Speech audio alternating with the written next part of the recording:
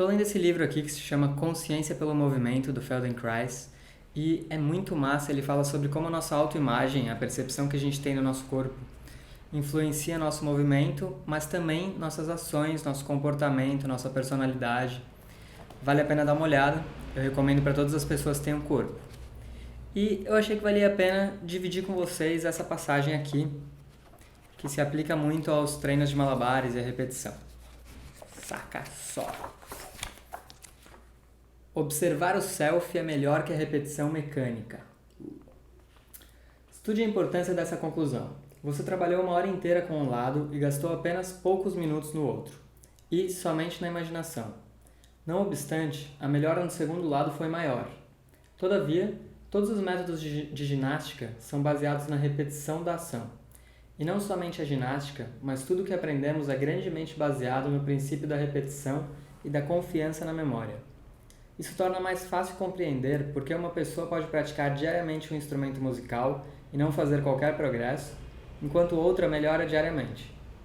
Talvez a natureza do talento, que é a explicação aceita para essa divergência de realização, derive do fato de que o segundo estudante observa bastante o que está fazendo quando toca, enquanto o primeiro somente repete, memoriza e confia na suposição de que a repetição suficiente de má performance trará a perfeição musical. Sacou?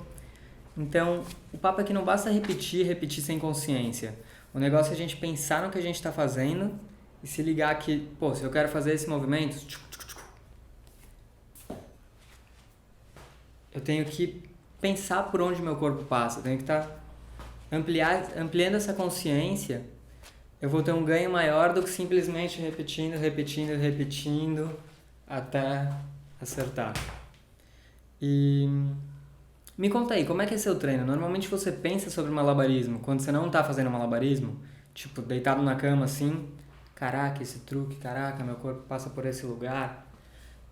Ou tá andando no ônibus assim e fala, cara, nossa, eu podia tentar esse truque. Eu já tirei truque uma vez, um amigo também falando, aprendi um truque de cabeça novo, parado no ônibus, de repente me veio esse truque, aí eu fui tentar fazer e consegui. Já aconteceu isso com você? E dá uma conferida no livro que vale a pena. Abre aí várias portas e várias ideias para a vida. Valeu, René. Eu sou o Lucas Abduch. Foi um prazer dividir isso com vocês e a gente se vê daqui a pouco. Se quiser apoiar o Malabarizes, dá uma força aí comprando alguma coisa na loja. Valeu!